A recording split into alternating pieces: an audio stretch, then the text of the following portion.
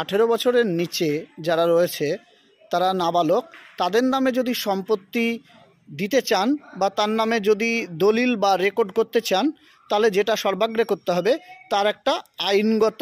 অভিভাবক নিযুক্ত করতে হবে, বা স্বাভাবিক যদি অভিভাবক থাকে সেও আইনগত অভিভাবক হতে পারে। এই আইনগত অভিভাবক বলতে বোঝায় যে মানে নাবালকের সম্পত্তি থাকবে, কিন্তু বিক্রি করার অধিকার বা রক্ষণাবেক্ষণ করার অধিকার বা কোনো কাজ সেটা করবে কিন্তু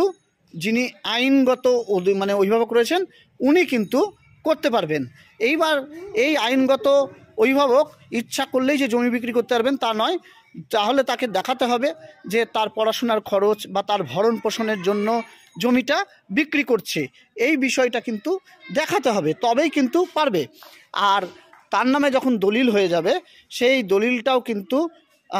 মানে আইনগত অভিভাবকের